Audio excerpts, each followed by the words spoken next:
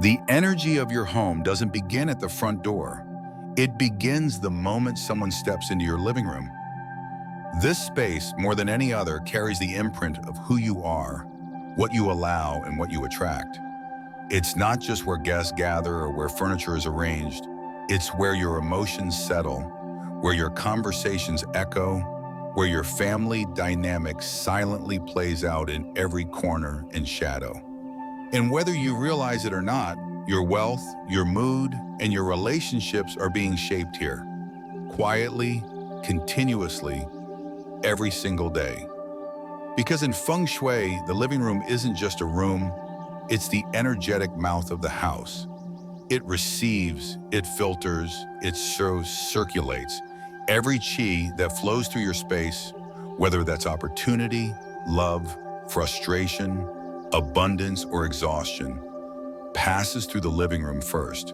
And just like the heart in the human body, if the flow in this space becomes blocked or unbalanced, every other part of the house, and by extension, your life, feels the impact.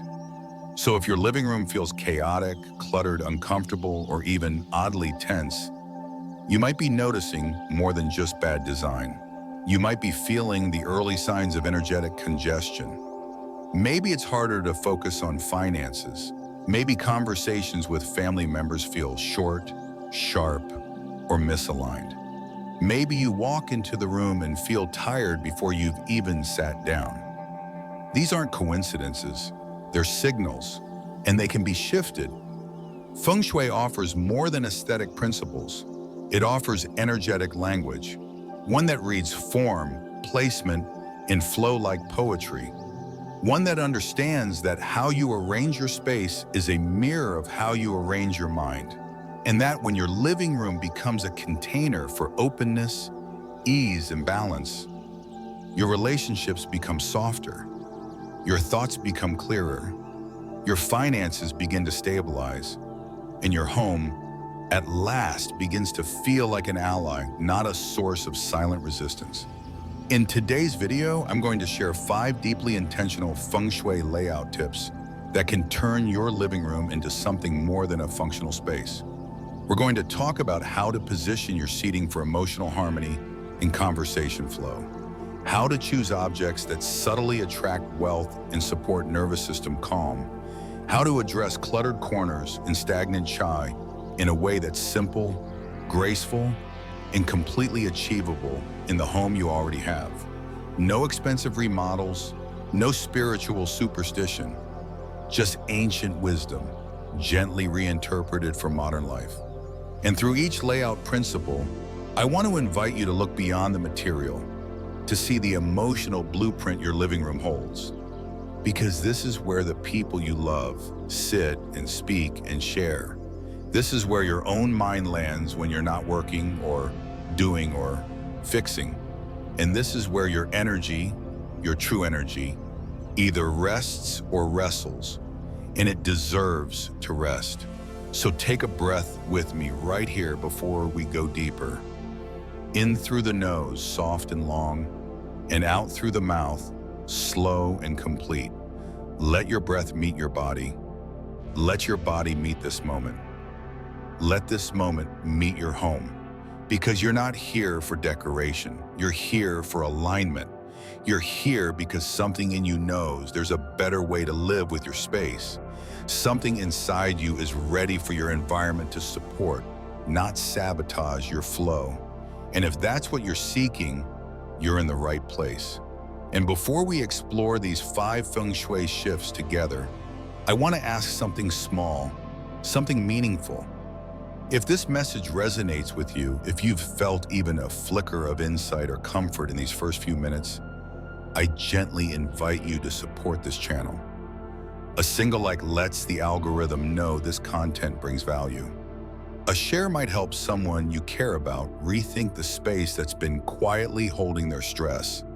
And a subscribe helps me continue creating the kind of mindful, transformative content that I believe the world quietly craves. New Day Mindfulness is growing into something more than a channel. It's becoming a space where ancient wisdom and modern life meet in a way that nourishes the soul. And with your support, we're almost at our first 2,000 followers, a community I would be honored to grow with you. So thank you for being here, for listening, and for allowing me to guide you through a process that's not just about furniture or flow, but about freedom. Now let's begin. Your living room is waiting to reflect who you're becoming, not just what you've been holding. Part 1, Sofa Placement, Mastering the Bright Hall Energy. In Feng Shui, the living room is the first place where the energy of the home gathers and circulates. It's where qi arrives, pauses, and begins its dance through the rest of your space. And within this space, the placement of the sofa plays a role far greater than most people realize. It's not just the largest piece of furniture, it's the anchor of energy, the seat of relationships, the foundation of rest, and the throne from which your daily life is subtly governed. To understand the importance of how you place your sofa, you have to understand the principle of Ming Tang, the bright hall. In classical Feng Shui, Ming Tang refers to the open space in front of the main seat or home entrance where qi can accumulate, slow and settle before dispersing. It's the energetic equivalent of a welcome mat, an open field that signals receptivity. When the front of your sofa faces this open space and the back is anchored by a solid wall, you're creating a room where energy enters and is received, not blocked, rushed, or ignored. Let's begin with the most common but often overlooked mistake, placing the back of the sofa to the main entrance. You may not consciously register it, but when your back is to a doorway, whether it's the front door, a hallway, or even a prominent entrance to another room, your body goes into a low-level state of alert. This is primal, hardwired. We instinctively want to face potential entry points so we can see what's coming. When you sit with your back exposed, your nervous system never fully relaxes. You're more likely to feel uneasy, distracted, or subtly tense, even during quiet moments. And in Feng Shui, this placement is seen as symbolic of being unsupported, unaware, and vulnerable to energies, both visible and invisible, that enter your space. Think of your sofa as a throne. Would a king or queen ever sit with their back to the door? Of course not. They would sit with the room in view, their posture aligned with power, their position commanding yet calm. Your living room is no different. And when you position your sofa to face the entrance, you're not just creating better flow. You're declaring readiness. You're saying to the universe, I see what comes. I welcome what's aligned. I remain grounded through all of it. The second principle is just as vital, anchoring your sofa against a solid wall. In Feng Shui, walls represent support. They carry the symbolism of structure, history, and boundary. When your back is to a wall, you can let go. You don't have to anticipate what's behind you. You can rest fully. That's why seating with a solid backing is considered ideal, not just for sofas, but for chairs, headboards, and even desks. A sofa that floats in the middle of a room without support sends a subtle message of instability. It may look open or modern, but energetically, it leaves you exposed, your back unsupported, your qi uncontained. And over time, this can translate into feeling unmoored in life, indecisive, or lacking consistent emotional support. If your room layout requires the sofa to float, you can soften this energy by placing a console table or low bookshelf behind it. Even a long planter or screen can act as a symbolic backing, giving your body and your qi a sense of security. Now let's consider the space in front of the sofa, the Ming Tang zone. This is where energy should be allowed to gather and move freely. Too often, people place oversized coffee tables, bulky ottomans, or stacks of books and baskets here, cluttering the very space that's meant to breathe. Ming Tang is the breathing room of the living room. It invites opportunity. It allows conversations to expand. It holds space for visitors, both literal and energetic, to arrive without resistance. In Feng Shui, this space is meant to be open, clean, and gently inviting. A low-profile table, placed with intention and minimal clutter, is acceptable. But if your living room feels heavy, stagnant, or overly busy, start by clearing this area. You may be surprised how quickly the room feels more spacious, more welcoming, and more alive. That's the power of breath and form. Space is not empty, space is potential. And the living room must have enough of it for potential to enter. Equally important is avoiding the alignment of your sofa directly with the front door. This configuration causes energy to rush too quickly through the space, moving in a straight line without pause or integration. Just as in acupuncture, where energy must circulate through meridians rather than shoot straight through, the chi in your living room needs space to swirl, meander, and settle. A sofa in direct line with the door becomes like a rock in a river. Energy slams into it, creating turbulence. It can manifest in the home as arguments, decision fatigue, financial instability, or the feeling that life is constantly pushing instead of flowing.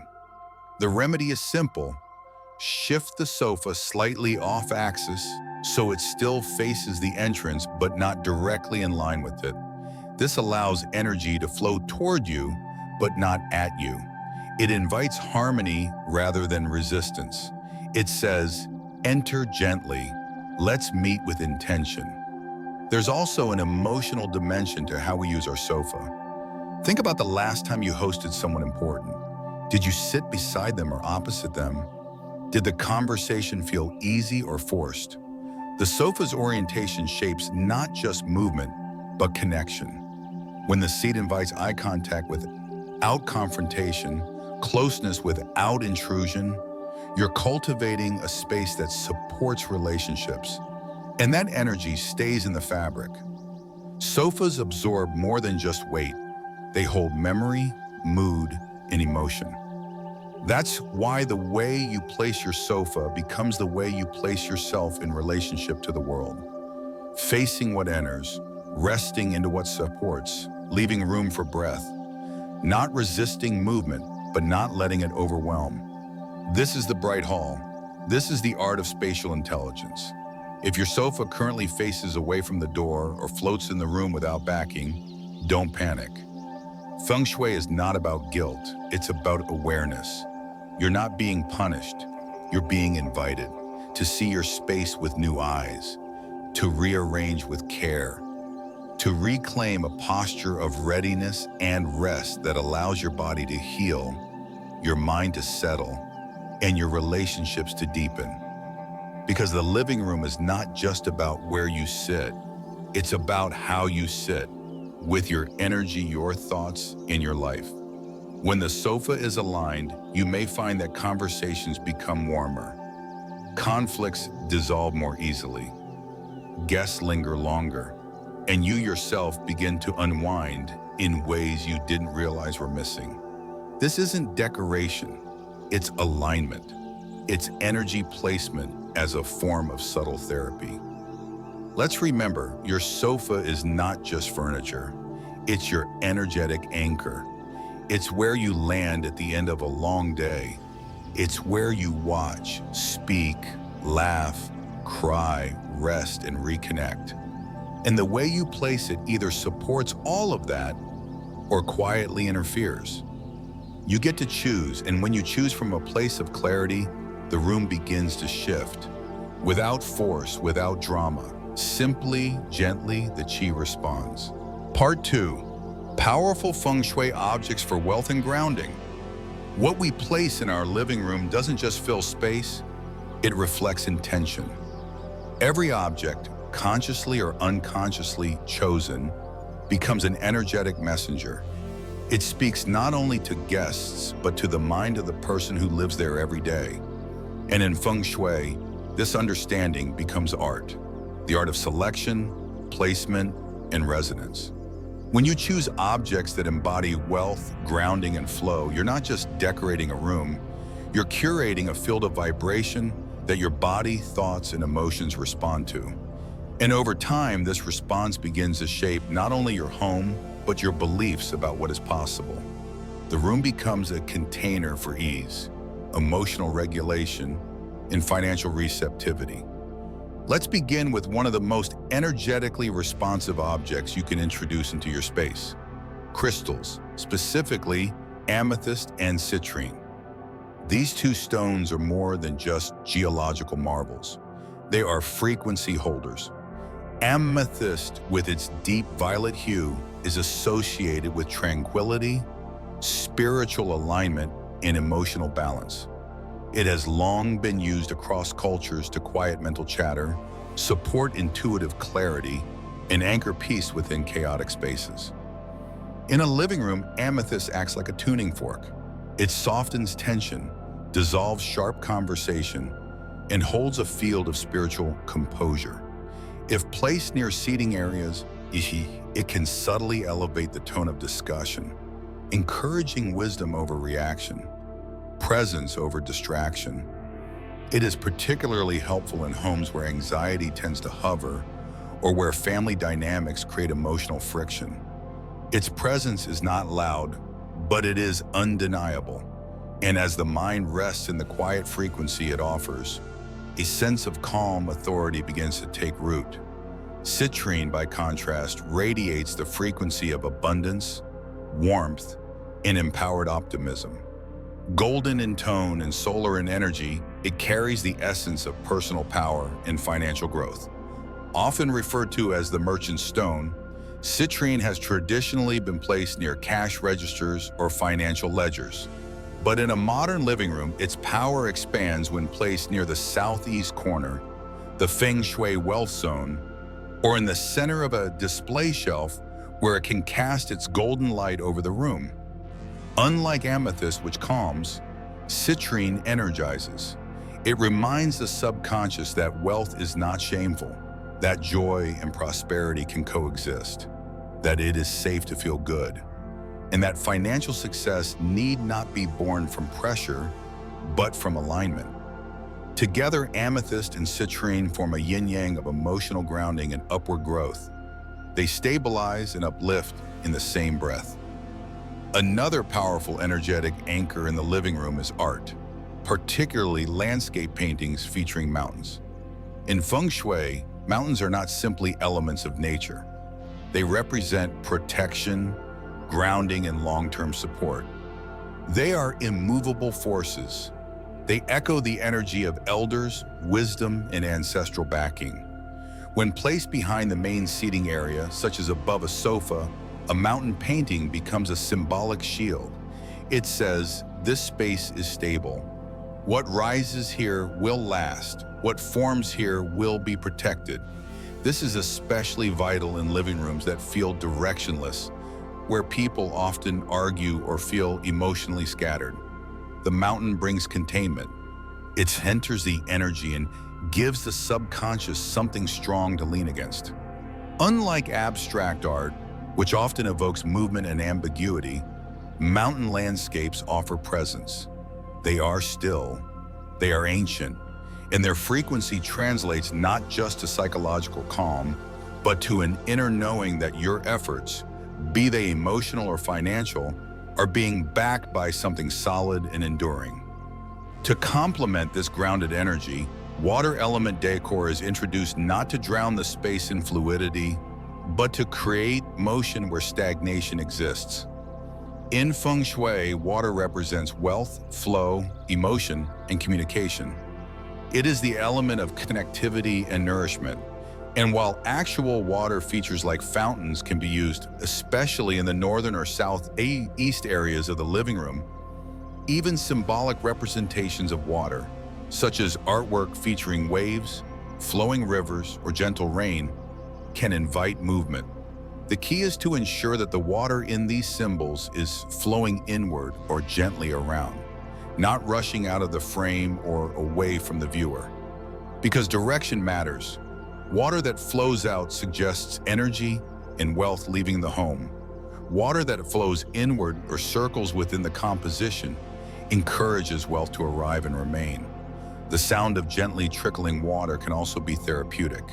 It masks noise, calms the nervous system, and reminds the body of its own inner rhythms. But more than that, it subtly signals to the subconscious, nothing is stuck. Life moves, energy replenishes, resources return. When these three object types, crystals, mountain images, and water elements, are harmonized, they form an elemental trinity. The mineral kingdom, crystals, offers resonance and intention. The earth element, mountains, offers grounding and protection. The water element, fountains or art, offers motion and abundance. Together they mirror the very flow of a balanced life, clarity, support, and possibility. But more important than their individual meanings is how you feel when you look at them. Feng Shui is not a rigid rulebook. It is an intuitive dialogue with your environment. And when you place citrine and feel warmth in your chest, or when you gaze at a mountain and feel your breath deepen, that is the moment the space is working. When your body says yes, subtle, quiet, but sure, you know the object belongs. And beyond energy, there is psychology. Studies in neuroaesthetics have shown that the brain responds to shape, texture, and color in predictable emotional ways. Rounded forms calm the nervous system. Symmetry brings mental ease. Natural imagery, especially of landscapes, reduces stress and improves mood. Crystals refract light, engaging the eye in a way that activates pleasure and attention. The scent of water and the sound of soft trickling tones help regulate the limbic brain, bringing down cortisol and creating the internal conditions for trust. So even outside of spiritual traditions, your living room, when thoughtfully designed, can become a tool of emotional regulation and positive habit formation. You think better in a calm space. You speak better in a space of flow. You choose better when you feel grounded. And your living room, whether you know it or not, is shaping these things already.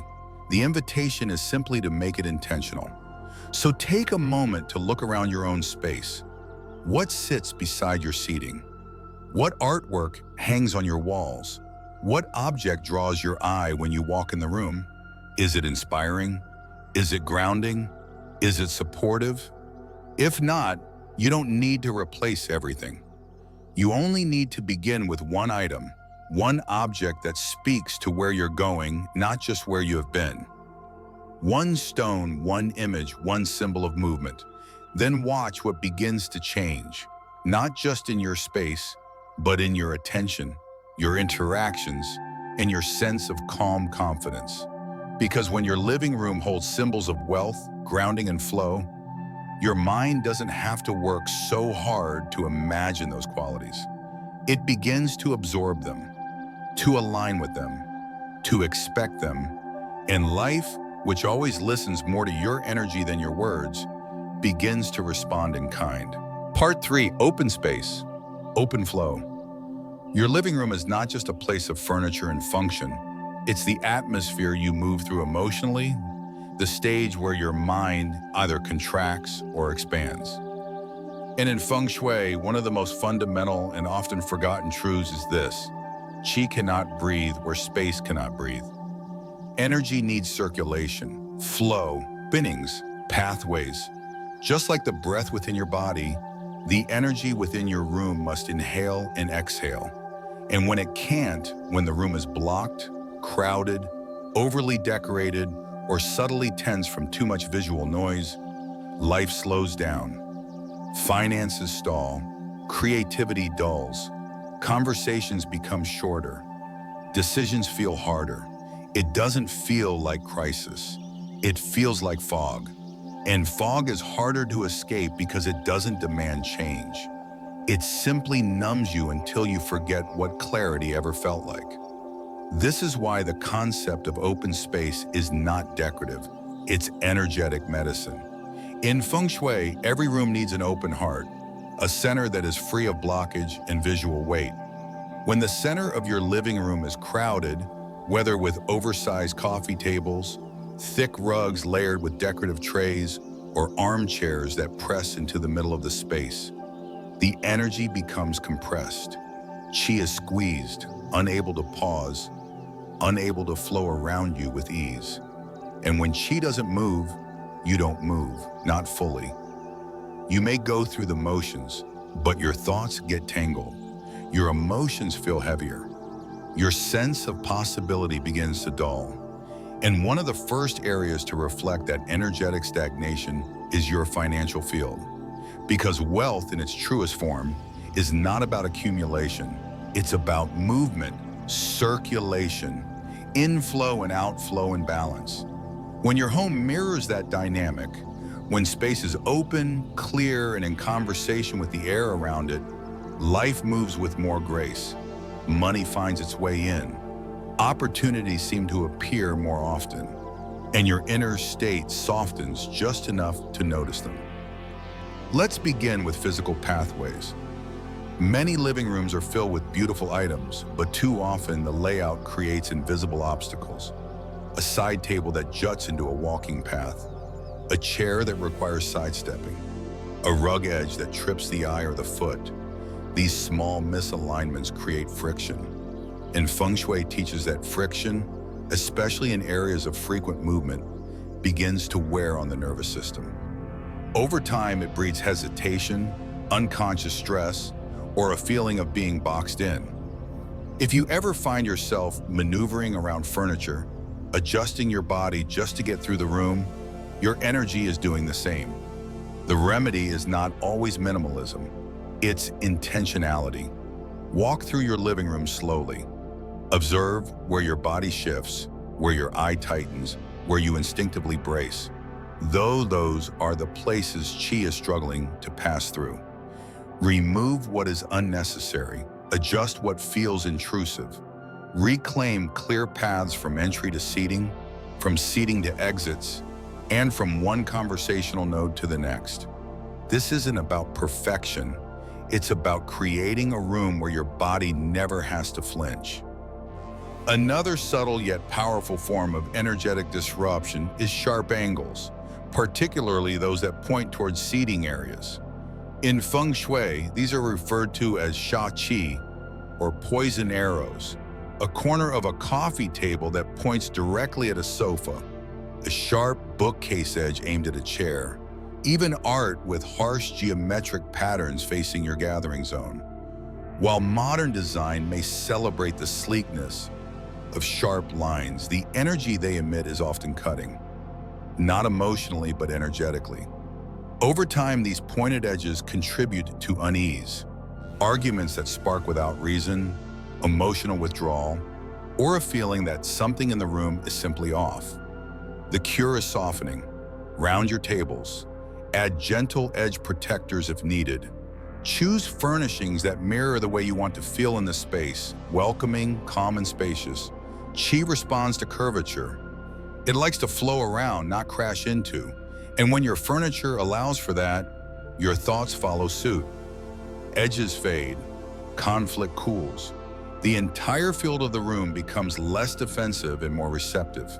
Now let's move to the core, the center of the room. This is what classical Feng Shui refers to as the Tai Chi, the heart of the space. Just like the Ming Tang in front of the sofa, the Tai Chi is where energy gathers, swirls, and redistributes. It is the pulse of the room, and when this area is blocked, even slightly, the whole system falters. You may not feel it immediately, but over time, symptoms show up: lethargy, lack of inspiration, difficulty following through. The center of the room should be clear, not sterile, not empty, but clear enough that energy can pool and move without obstruction. If your coffee table is heavy, filled with books, candles, trays, and decor, begin by removing half. See how the room feels. Does the air feel easier to breathe? Does your chest feel less compressed? That's the shift we're looking for. A living room with an open center feels alive. It doesn't feel finished. It feels welcoming. Qi, like water, needs a basin. The center of your room is that basin. Keep it sacred. Another way to enhance flow is to be mindful of height and scale. particularly near windows. If your room has natural light, treat it as sacred. Don't block it with tall bookshelves, oversized sofas, or thick window dressings. Let the light in, let the chi in. Use low furniture near windows to allow vision and energy to stretch outward. This mirrors the principle that the eye should not hit a wall immediately upon entering the room. There should be visual depth, a place for attention to rest and return. Light is not just visual, it's energetic. And when a room is dim, crowded, or overly enclosed, the mind mimics that closure.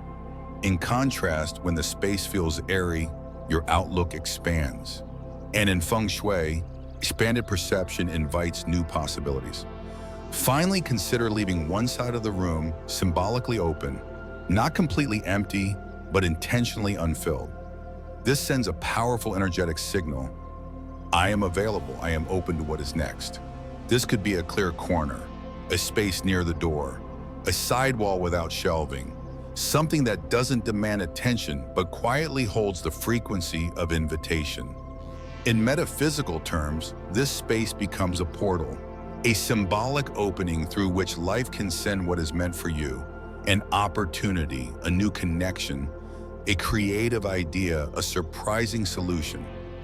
Most people fill every surface, every wall, every shelf, as if leaving something open is failure. But in Feng Shui, leaving something open is readiness. It's trust. It's saying, I no longer block my life with busyness.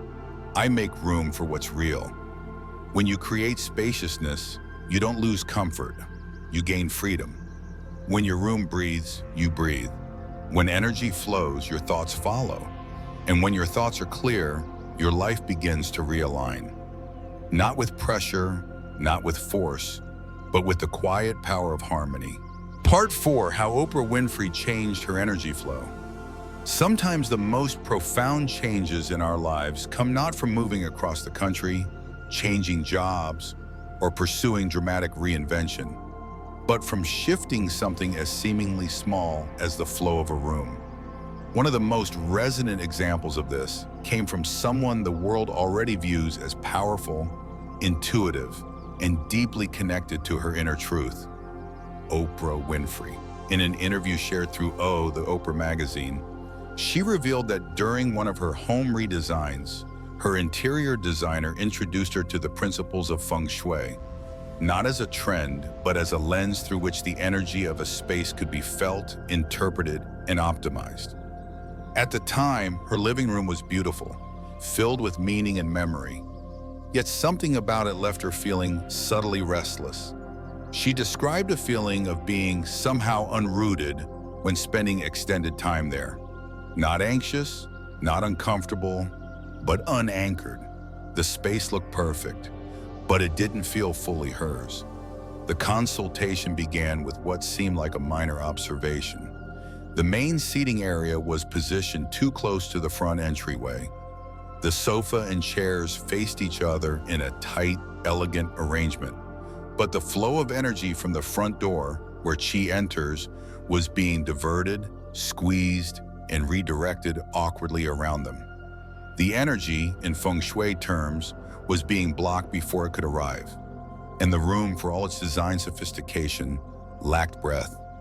That breathless energy, over time, had become internalized. Ira, who operates from intuition as much as intellect, knew the issue wasn't aesthetic, it was energetic. Her designer recommended 2 subtle changes. First, to open more space between the entrance and the seating zone, allowing energy to enter and meander freely, to be seen and received before being engaged. Second, to place a large landscape painting, a mountain scene, behind the main sofa. The painting wasn't just chosen for beauty, it was chosen for its symbolism. In Feng Shui, a mountain placed behind a seating area is more than art. It is a signal of strength, grounding, and long-term support. It protects the back. It elevates the mind. It provides a psychological and energetic sense of being held.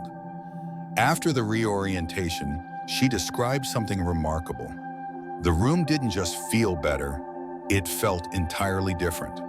The word she used was grounded, yet she also noted a paradox. Though the furniture now took up less visual space, the room felt larger, airier, lighter, and in that openness, she felt freer. That moment wasn't just about layout, it was about alignment. What was once a living room she had learned to accept became a sanctuary that supported her. The mountain behind her sofa was not just decoration, it was a reminder of her own strength. A visual metaphor that even someone as influential and self-aware as Oprah needed to feel backed, held, and supported in her private space. This story offers more than anecdote. It offers invitation, because it reveals something vital about how our environment reflects back what we believe, tolerate, and unconsciously reinforce. Oprah didn't need a bigger house, a new identity, or a grand transformation. She needed her space to stop interrupting her energy. And the moment that interruption was removed, even subtly, her nervous system responded. Her breath changed, her perception shifted, her ease returned. This is the essence of real Feng Shui, not ritual, not superstition, but the art of returning a space to the frequency of what it's meant to support. When you hear stories like Oprah's, it's easy to assume such transformation belongs only to those with access to designers and advisors. But that belief undercuts the truth. Energy is democratic. It doesn't care how much your sofa costs. It responds to awareness, to placement, to intention. Anyone can make the shifts that matter. The power isn't in the objects. It's in the symbolism they hold, in the way they're positioned. You don't need Oprah's art collection to feel supported. You need something behind you that feels strong, that feels steady, that says you're not alone. That could be a framed photograph of a mountain you once climbed, a piece of driftwood collected during a time of healing, or a simple painting that reminds you of stillness and scale. What matters is the energetic message you let it carry. And as for the space between the door and the seating zone, the bright hall, the energetic threshold, it doesn't require a massive foyer. It requires intention. It requires asking, when energy enters this room, does it feel welcomed or does it feel shoved into interaction? Does it have space to pause, to breathe, to circulate, to land? Just as people need that pause before conversation, so does energy. And when that pause is honored, when your room gives space before it asks for engagement, you begin to feel that spaciousness reflected inside yourself. You slow down, but not in a dull way. You become more present, more open, more grounded, more free. There is a deeper lesson in Oprah's story, one that applies whether you live in a mansion or a studio apartment. When you change your environment, you don't just change how things look. You change how you move, how you decide, how you feel. The outer field affects the inner field. And often the fastest way to shift our habits, our patterns, and even our relationships is not to talk more about them, but to alter the environment in which they unfold. One shift in a sofa, one clearing of an entryway, one image placed with reverence. These are the moments that begin to realign the energy you live inside every day. And that energy, once softened, begins to soften you in return. So the next time you walk into your living room, ask yourself, where is my energy being squeezed? Where is my support being ignored? What would happen if I made a small shift, not because I'm wrong, but because I'm ready for something better? You don't need to reinvent the room. You need to realign it with the version of you that wants to emerge. Part 5, light and green energy, the hidden fuel of prosperity. There's a reason that the homes we remember, the ones we walk into and instantly feel a sense of calm, warmth, or inspiration, are not always the biggest, the most expensive, or the most immaculately styled. It's not about trends or luxury, it's about life, specifically the subtle presence of light, and something living. These are the quiet elements that speak to the soul before the mind has time to analyze. They don't shout, they breathe. And in Feng Shui, they are considered essential ingredients for prosperity, not because of superstition, but because they activate the parts of your energy system most responsible for creativity, optimism, health, and wealth. The truth is, if you want your home to feel alive, you need to feed it light, and you need to share that space with life itself. Let's begin with light, the most underestimated nutrient of space. In Feng Shui, light is qi made visible. It carries the frequency of vitality, awareness, and action. Rooms bathed in natural light are like lungs that breathe effortlessly. Their energy expands, rises, and moves. Rooms that remain dark throughout the day, especially those with heavy curtains drawn or window blocked by furniture or clutter, become stagnant. And over time, that stagnation doesn't stay confined to the room. It settles in your thoughts, your mood, your motivation. Light signals readiness. It invites possibility. It tells your subconscious, this is a place where life happens. So the simplest daily practice, pulling back the curtains, washing the windows, letting the sunlight reach every possible corner, is not just aesthetic, it's energetic, it's spiritual. And it tells both you and your home that you are open to movement, to growth, to abundance. But lighting doesn't stop with the sun. As the day turns, so should your lighting.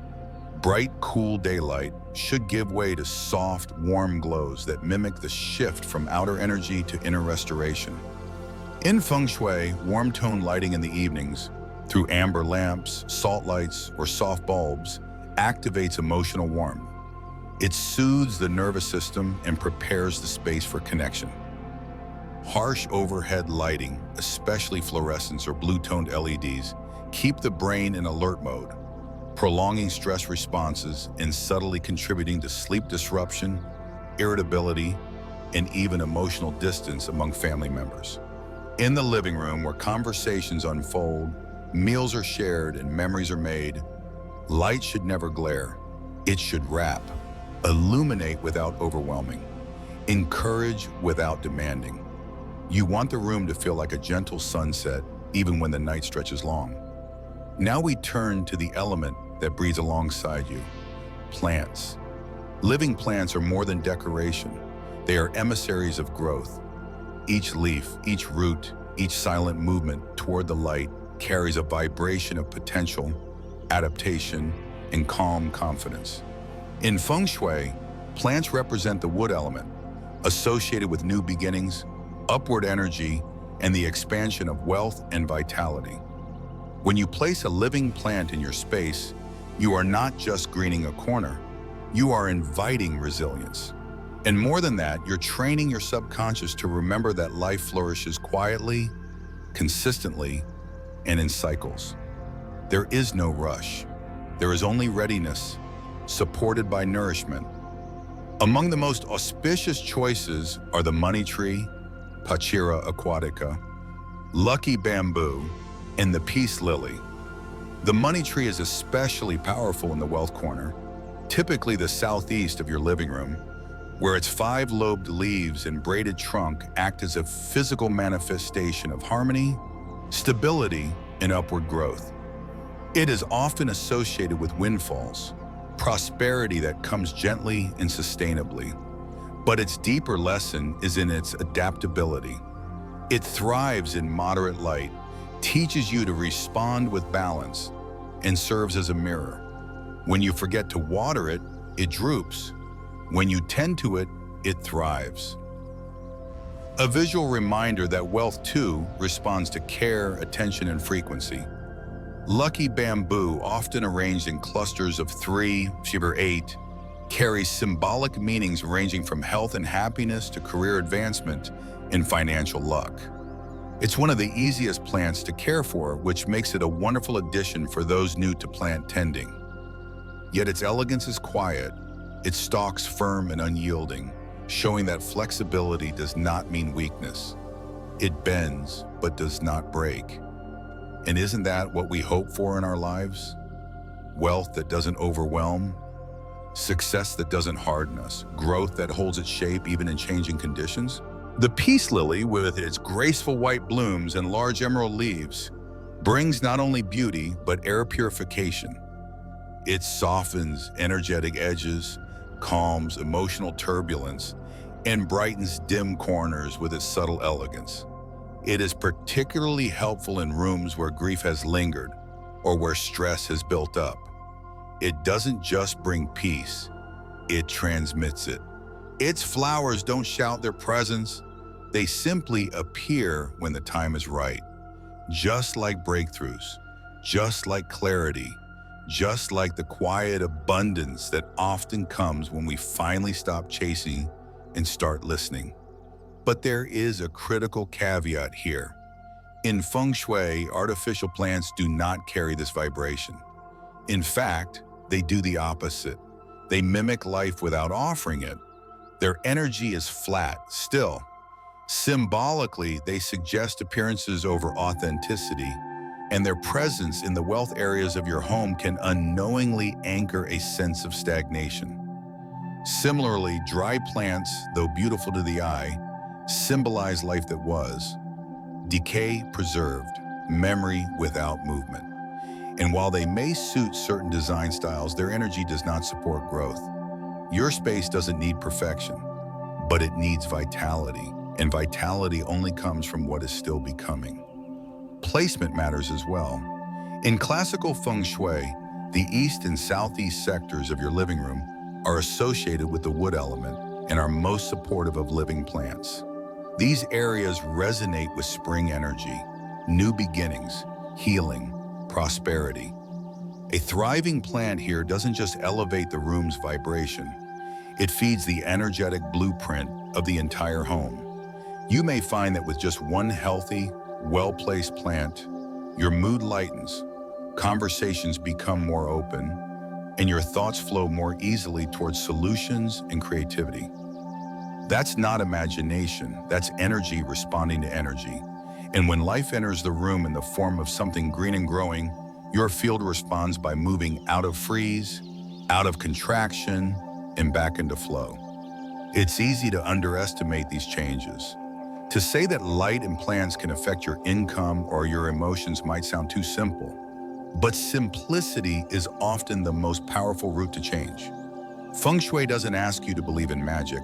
It asks you to believe in resonance, in repetition, in the subtle shifts that shape your day before your decisions are even made. And light, alongside something living, is perhaps the purest invitation you can offer your space to begin again. So tomorrow morning, before the noise of the world arrives, pull back your curtains. Let the sun land on the table, the floor, your skin. And when you breathe that light in, know that you are telling the universe, I am awake, I am growing, I am open to receiving.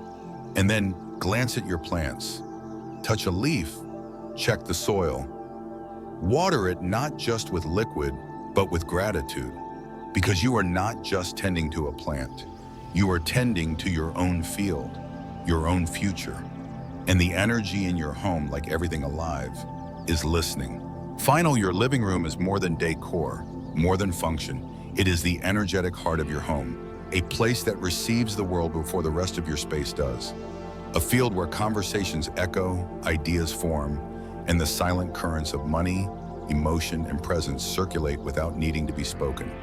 When this room is blocked, so are you. When it flows, you flow. And when it's arranged with care, spaciousness, and vitality, everything else begins to soften. Your relationships become more open. Your inner dialogue becomes less rushed. Your financial decisions grow from a place of calm clarity rather than anxious impulse. This space doesn't need to be perfect. It needs to be intentional. With every shift you make, from the direction of your sofa to the symbolism on your walls, to the plants that breathe alongside you, you're not just redesigning a room. You're recalibrating your field.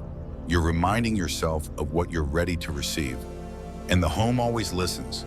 The chi always responds.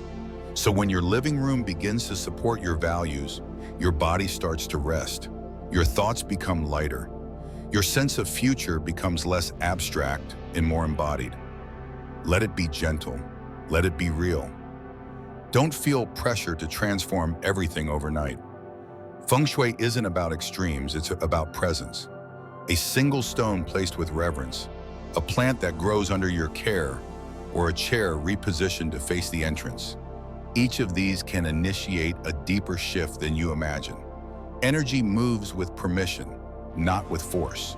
So tonight I invite you to step back into your living room with fresh eyes, not to judge it, but to meet it. Ask what feels open here, what feels heavy, what would support me more fully, and then listen to the answers that arise, not just in your mind, but in your breath, in your shoulders, in your sense of readiness. And if this journey through living room Feng Shui has stirred something in you, perhaps a memory, a longing, or simply a moment of calm recognition, then let that energy ripple outward. Share it. Talk about it. Begin the dialogue between space and soul. Let your home become not just a container for life, but a collaborator in your growth. As we close this video, I offer this soft affirmation. I design my home as a reflection of my abundance, and I welcome harmony into every corner. Let this be your mantra tonight, not just in words, but in action. Light a candle, open a window, move a cushion, choose one gesture, however small, that tells your space. I see you, I'm ready, and now I'd love to hear from you. Which Feng Shui change are you going to try first in your living room? Is it clearing the center, adding a mountain painting, placing your money tree in the southeast corner? Whatever it is, share it with me in the comments below. Your words help make this space a conversation, not just a monologue. And if this video offered you something of value, an insight, a moment of peace, or a new perspective, I gently invite you to support this channel. A like helps the message reach others. A share could be exactly what someone close to you needs right now. And a subscribe helps me continue to grow this mindful community we're building together. We are so close to reaching our first 2,000 followers, and every click brings us closer to offering more content like this, rooted in wisdom, intention, and real transformation. Thank you for allowing me into your space today. May your home rise to meet you. May your energy flow freely. And may your life reflect the beauty you've begun to welcome.